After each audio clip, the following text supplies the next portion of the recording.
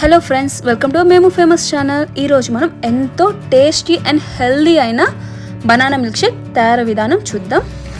పిల్లలు చాలా ఇష్టంగా తాగుతారండి. ఒకసారి ట్రై చేయండి, చాలా ఈజీగా చేసేయచ్చు. మనకి బనానా మిల్క్ షేక్ కావాల్సిన పదార్థములు బనానా, కాజు, డేట్స్ అండ్ పాలు. కాజు అండ్ డేట్స్ మాత్రం ఒక 30 మినిట్స్ ముందు మనం నానబెట్టుకోవాలండి. ముందుగా మనం మిక్సీ జార్ తీసుకొని బనానాని అలా పీసెస్గా కట్ చేసుకొని వేసుకోవాలి.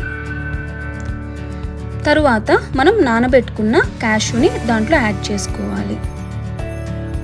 ఒక 2 స్పూన్స్ క్యాష్యూని యాడ్ చేసుకోవాలి. తరువాత మనం నానబెట్టుకున్న డేట్స్ కూడా మనం జ్యూస్ జార్లో యాడ్ చేసేసుకోవాలి. తర్వాత కాచి చల్లారబెట్టుకున్న పాలు 1 కప్ని యాడ్ చేసుకోవాలి.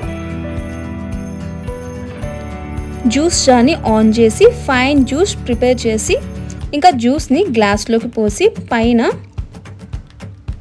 కొన్ని కట్ చేసిన కాజు, బాదం వేసి డెకరేట్ చేసుకోవాలి. అందులో స్ట్రా వేసుకొని సిప్ చేస్తూ తాగుతుంటే చాలా టేస్టీగా ఉండిద్ది. అంతే అండి, ఎంతో హెల్దీ అయిన బనానా మిల్క్ షేక్ రెడీ అయిపోయింది.